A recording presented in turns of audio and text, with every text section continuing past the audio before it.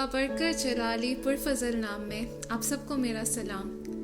दूसरा तवारीख उसका 29 बाब उसकी 26 से लेके 31 आयत में लिखा है, और लावी दाऊद के बाजों को और काहिन नरसिंगों को लेकर खड़े हुए, और हिजकिय्याह ने मज़बा पर सोख्तनी कुर्बानी चढ़ाने का हुक्म दिया। और जब सोख्तनी कुर्बानी शुरू हुई तो खुदावन का गीत भी नरसिंगों और शाह इस्राएल दाऊद के बाजों के साथ शुरू हुआ, और सारी जमात ने सजदा किया, और गाने वाले गाने और नरसिंगे वाले नरसिंगे फूंकने लगे, जब तक सोख्तनी कुर्बानी जल ना चुकी। ये सब होता रहा, और जब वो कुर्बानी चढ़ा चुके तो बादशाह और उसके साथ सब हाजरीन ने झुककर सजदा किया। फिर हिजकिय्याह बादशाह और रईसों ने लावियों को हुक्म किया कि दाऊद और आसिफ गैबीन के गीत गाकर खुदावंद की हम्द करें, और उन्होंने खुशी से मदा सराय की और सर झुकाए और सजदा किया। और हिजकिय्याह कहने लगा कि अब तुमने अपने आप को खुदावंद के लिए पाक कर लिया है, सो नजदीक आओ और खुदावंद के घर में ज़बीहे और शुक्रगुजारी की कुर्बानियां लाओ। तब जमात ज़बीहे और शुक्रगुजारी की कुर्बानियां लाई, और जितने दिल से राजी थे सोख्तनी कुर्बानियां लाए। आमीन। इससे पहले कि हम आगे बढ़ें, दो चीज़ें आज हमें अंडरस्टैंड करने की ज़रूरत है। सबसे पहले प्रस्तिश क्या है। Worship is giving the highest form of honour to someone, और हम मसीही होते हुए वो हाईएस्ट ऑनर हमारी ज़िंदगी में सिवाय खुदा के और कोई डिज़र्व नहीं करता। इसी तरीके से सैक्रिफाइस कुर्बानी क्या है। Sacrifice is letting go of something you love. कोई ऐसी चीज़ जो आपको बहुत ज़्यादा प्यारी हो, आपको अपनी जान से भी ज़्यादा अजीज़ हो, उस बात को कुर्बान करना, उस बात को दे देना। आमीन। ये जो पैसेज हमने पढ़ा, इसमें से आज हम कुछ चीज़ें सीखेंगे। सबसे पहली बात तो ये कि कुर्बानी इनकम्प्लीट है जब तक साथ में प्रस्तिश ना हो। Amen. Sacrifice is incomplete without worship, and simultaneously worship is incomplete without sacrifice. हम देखें कि ये दोनों चीज़ें साथ साथ, they go hand in hand with each other। फिर हम देख सकते हैं कि खुदावंद ऐसी कुर्बानियों को कबूल करता है जो खुशी से गुजरानी जाए। आमीन। फिर हम देख सकते हैं कि सैक्रिफाइस और वर्शिप के साथ ही इंसान अपने आप को प्योरीफाई कर सकता है, पाक कर सकता है। अगर हम देखें, एक इंसान जब वर्शिप में अपने आप को खुदावंद की हजूरी में सरेंडर करता है, तो वो वर्शिप में उस वक्त खुदावंद उसे पाक को साफ करते हैं, उसे क्लेंस करते हैं, उसके गुनाहों को धो डालते हैं। आमीन। इसी तरीके से जब एक इंसान सैक्रिफाइस करना सीखता है, जब खुदावन के हजूर वो अपनी आदतों को, ऐसी बातों को सैक्रिफाइस करता है, तब खुदावंद उसके अंदर कांट छांट करते हैं, और ये जो कांट छांट का अमल है ये भी प्योरिफिकेशन की तरफ लेकर जाता है। आमीन।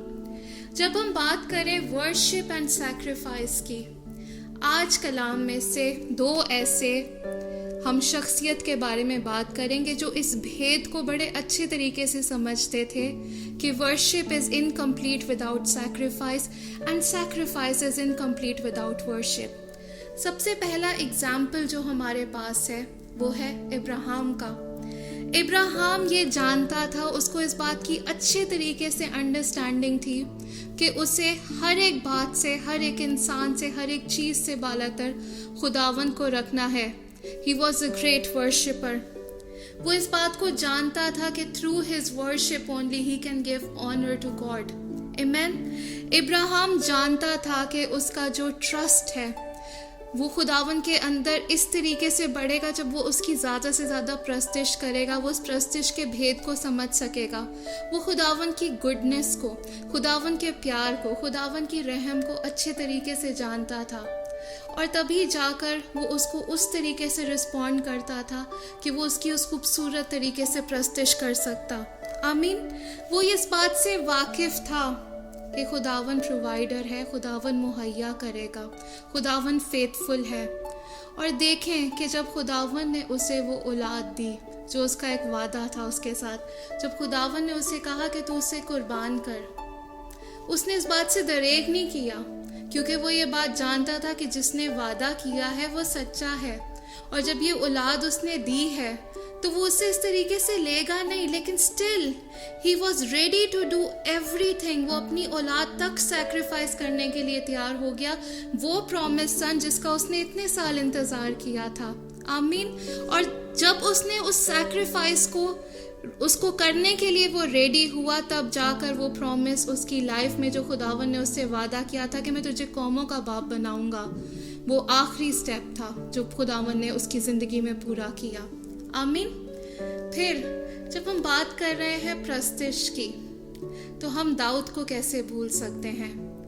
अब अगर दाऊद की बात करें तो David was not only a great musician और उसे गीत लिखने आते थे, बल्कि उससे बढ़कर जो दाऊद का दिल था वो खुदावन की तरफ माइल था।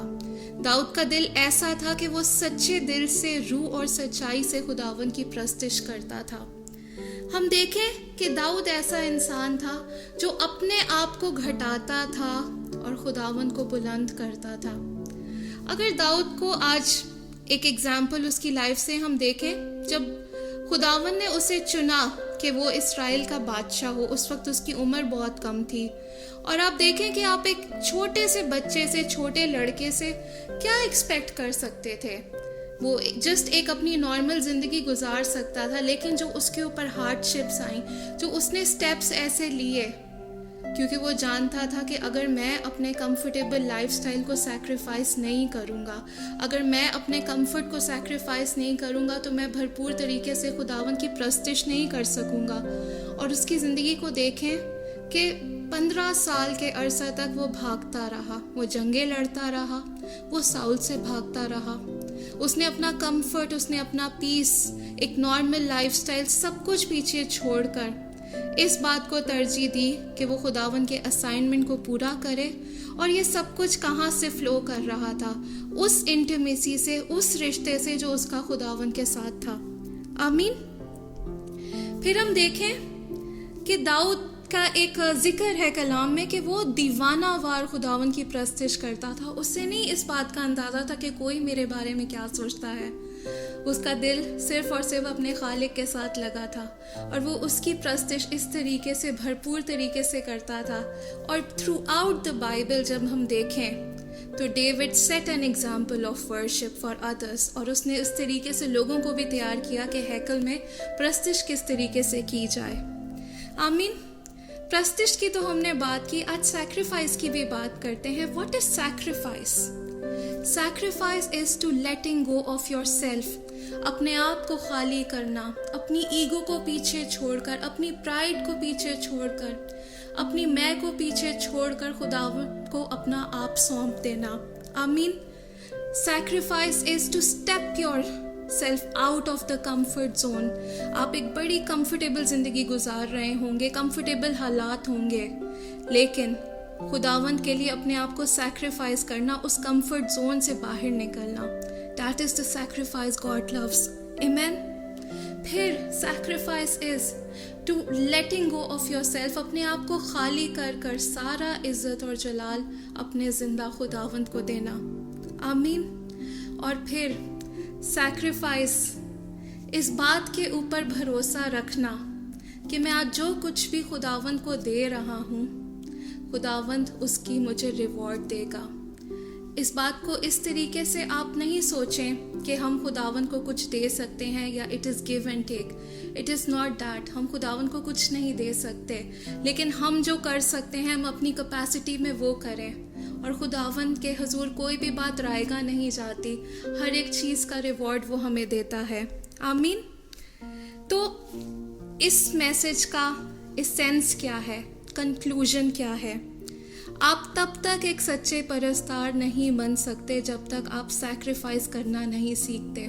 जिस दिन आप सैक्रिफाइस करना सीख जाएंगे, that will be the day you will be a true worshipper of our living God. Amen. फिर sacrifice is not like a barter के गिव एंड टेक, खुदावन को कुछ दो और उससे कुछ लो। ऐसा हरगिज़ नहीं है। अगर आज आपकी सोच ऐसी है तो दोबारा से सोचें कि क्या मैं खुदावन को कुछ दे सकता हूँ? जिसने मुझे सब कुछ दिया मैं उसे दे ही क्या सकता हूँ? लेकिन फिर भी इस बात को समझना कि जो मैं कर सकता हूँ अपनी कैपेसिटी में, मैं अपने ज़िंदा खुदा के लिए करूँ। आमीन। फिर खुदावंद ऐसी सैक्रिफाइसेस को देखता है, प्यार करता है जो दिल से दी हों। खुदावंद आपके दिल को, आपके हार्ट पोस्चर को, आपके एटीट्यूड को, आपकी नीयत को, आपके मोटिव को, हर एक चीज़ को देखता है। आमीन। और खुदावंद उस ऐसी सैक्रिफाइसेस को ही कबूल करता है जो सच्चे दिल से की हों। आमीन। फिर इस बात के ऊपर मैं इस कलाम को आज एंड करूँगी कि सबसे बड़ी सैक्रिफाइस जो खुदावन ने हमारे लिए दी कि उसने अपना इकलौता बेटा हमारे लिए बख्श दिया। आमीन। ताकि हम निजात हासिल कर सकें।